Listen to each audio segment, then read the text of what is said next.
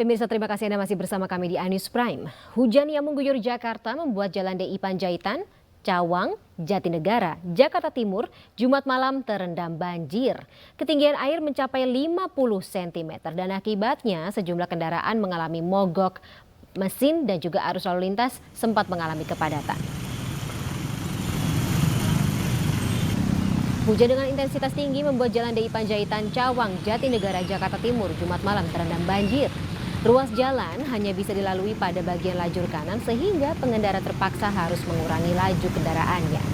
Bahkan tak jarang kendaraan roda 2 mengalami mogok mesin akibat nekat menerobos banjir. Sejumlah petugas dikerahkan ke lokasi banjir untuk mengatur arus lalu lintas. Selain tingginya intensitas hujan, banjir juga disebabkan oleh buruknya sistem drainase di jalan tersebut. Akibat terendam banjir, jalan DI Panjaitan dari arah Cawang menuju Pulau Gadung mengalami kemacetan panjang.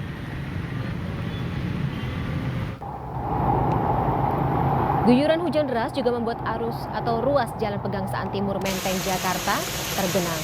Terbatasi jarak pandang serta banyaknya pengendara yang berusaha menghindari genangan air membuat arus lalu lintas mengalami kemacetan. Para pengendara roda 2 dan 4 harus memperlambat laju kendaraan mereka lantaran genangan ini.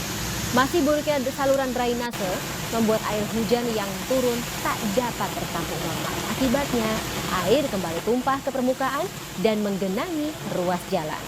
Petugas PPSU yang diterjunkan ke lokasi langsung berupaya meminimalisir genangan dengan membersihkan saluran air yang tersumbat sampah.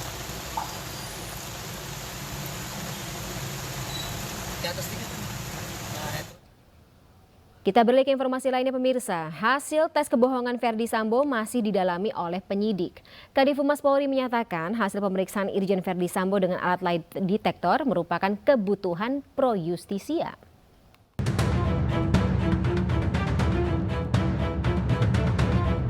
Irjen Verdi Sambo, tersangka pembunuhan Brigadir Joshua sekaligus tersangka penghalangan penyidikan, menjalani pemeriksaan dengan lie detector atau alat pendeteksi kebohongan.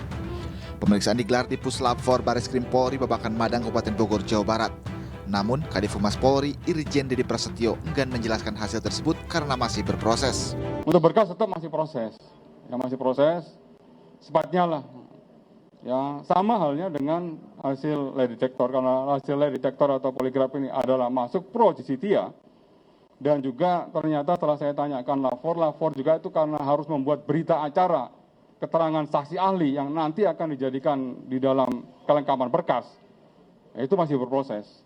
Ya, sekali lagi rekan-rekan bahwa untuk materi pokok penyelidikan dan penyidikan, saya mohon maaf belum bisa menyampaikan. Karena kalau misalnya kita mengacu kepada Undang-Undang Keterbukaan Publik.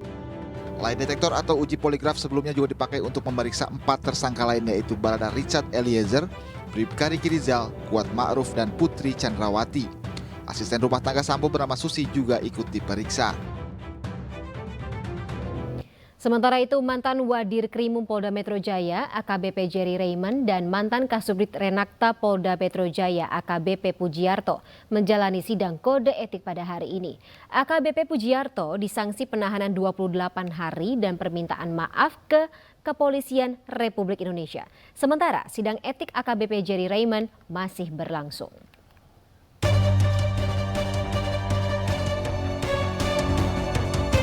Polri kembali melanjutkan sidang kode etik terhadap personel kepolisian yang diduga melakukan pelanggaran dalam kasus pembunuhan Brigadir Joshua, yakni AKBP Jerry Raymond dan AKBP Pujiarto.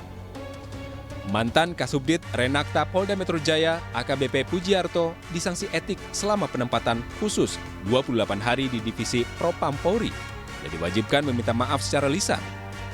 AKBP Pujiarto tidak mengajukan banding atas putusan tersebut.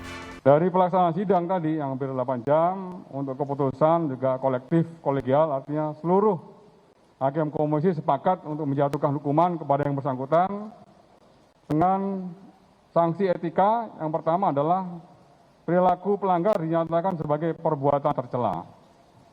Kemudian yang kedua, kewajiban pelanggar untuk meminta maaf secara lisan di hadapan sidang KKEP dan atau secara tertulis kepada pimpinan Polri dan pihak yang dirugikan.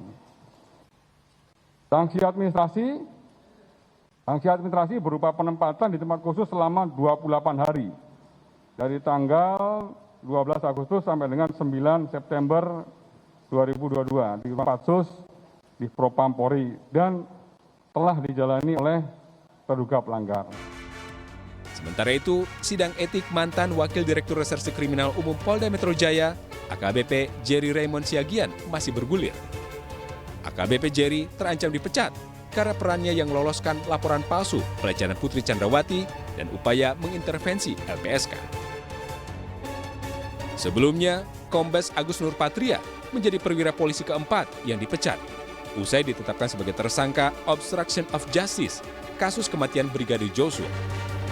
Mantan Kepala Detasemen A Biro Pengamanan Internal Divisi Propam Polri dipecat melalui sidang kode etik yang digelar sejak Selasa hingga Rabu 7 September 2022. Pemecatan Kombes Agus dari Korps Bayangkara menyusul 3 rekannya yang juga diberhentikan dengan tidak hormat. Mereka adalah mantan Kadif Propam Polri sekaligus terduga dalang pembunuhan Brigadir Joshua, Ferdi Sambo. Kompol Cuk Putranto yang dinyatakan terbukti merusak dan menghilangkan alat bukti CCTV di depan rumah dinas Sambo. Dan Kompol Baikuni Wibowo yang diduga ikut menyimpan dan merusak rekaman CCTV. Ikuti jejak Sambo, ketiga mantan anak buahnya itu mengajukan banding atas putusan pemecatan yang mereka terima. Sementara itu, sidang kode etik terhadap AKP Diah Chandrawati pada hari Kamis kemarin menjatuhkan sanksi demosi selama 1 tahun. Dalam perkara ini, AKP Diah disebut melakukan pelanggaran terkait surat kepemilikan pistol Glock 17 milik Baradae. Sebelumnya, Polri telah menetapkan 7 orang anggotanya sebagai tersangka terkait obstruction of justice dalam proses penyidikan tewasnya Brigadir Joshua. Mereka adalah Ferdi Sambo, Brigjen Hendra Kurniawan, Kombes Agus Nurpatria, AKBP Arif Rahman, Kompol Baikuni Wibowo, Kompol Cuk Putranto, dan AKP Irfan Widianto. Dan untuk informasi selengkapnya terkait dengan hasil sidang etik atau sidang kode etik kasus pembunuhan Brigadir Joshua, kita bergabung bersama rekan Faisal Rinaldi dari Gedung TNCC Mabes Polri Jakarta. Faisal, selamat malam. Sidang untuk AKBP Pujiarto sudah selesai. Dan bagaimana dengan hasil sidang atau katakanlah proses sidang dari AKBP Jerry sendiri? Ya baik, selamat malam Fani dan juga pemirsa. Mantan Wakil Direktur Reserse Kriminal Umum Polda Metro Jaya, AKBP Jerry Raymond saat ini tengah menjalani sidang Komisi Kode Etik di Gedung TNCC Mabes Polri Jakarta Selatan. Di mana untuk sidang ini dihadirkan 13 orang saksi, di mana 11 diantaranya ini dari pihak kepolisian dan 2 orang saksi lainnya ini dari pihak LPSK. Kemudian juga tadi Kadif Humas Polri, Irjen Pol Dedi Prasetyo mengungkapkan bentuk pelanggaran yang dilakukan oleh AKBP Jerry ini berupa ketidakprofesionalan dalam penanganan kasus 2 laporan kasus. Yang pertama ini untuk laporan kasus percobaan pembunuhan dan juga untuk yang kedua laporan kasus dugaan pelecehan seksual yang memang sebelumnya dilayangkan oleh istri Ferdi Sambo, Putri Chandrawati.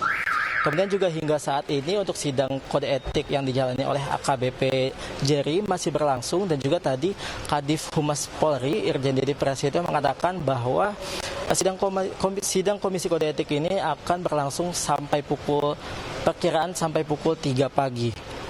Sementara itu untuk pagi tadi juga digelar sidang Komisi Kode Etik terhadap mantan Kasubdit Remaja Anak dan Wanita atau Renakta Polda Metro Jaya, ini AKBP Pujiarto, di mana sidang itu berlangsung kurang lebih selama 8 jam terhitung sejak pukul 9 pagi tadi dan selesai pukul 5 sore. Adapun untuk hasil sidang tersebut, ini Polri menjatuhkan hukuman kepada AKBP Pujiarto. Ini ada 2 hukuman, yang pertama sanksi etika dan juga sanksi administrasi. Untuk sanksi etika ini juga ada 2, yang pertama adalah perbuatan AKBP Pujiarto ini dinyatakan sebagai perbuatan tercela dan juga untuk yang kedua AKBP Pujiarto ini diwajibkan untuk melakukan permohonan maaf secara lisan ataupun tertulis di hadapan pimpinan Polri. Kemudian juga untuk sanksi administrasi ini berupa penempatan di tempat khusus selama 28 hari terhitung sejak 12 Agustus 2022 lalu hingga hari ini 9 September 2022. Kemudian Fani dan juga pemirsa, polisi saat ini sudah menetapkan 7 tersangka atas kasus obstruction of justice atau penghalangan penyidikan. Untuk ketujuh tersangka tersebut yakni Irjen Verdi Sambo, kemudian AKP Irfan Widianto, kemudian Brigjen Pol Hendra Kurniawan, AKBP Arif Rahman, Kompol Baikuni Wibowo, kemudian Kombes Pol Agus Nurpatria, dan juga ada Kompol Cuk Putranto.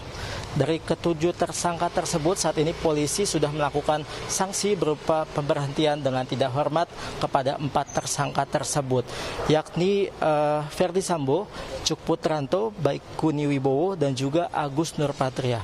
Fani, kembali ke Anda di studio. Baik, terima kasih Faisal Irnadin melaporkan langsung dari Gedung TNCC Mabes Polri. Selamat kembali bertugas. Ya pemirsa, usai berpulangi Ratu Elizabeth II, Raja Charles III telah kembali ke London untuk mempersiapkan pidato pengukuhannya secara resmi sebagai Raja Inggris.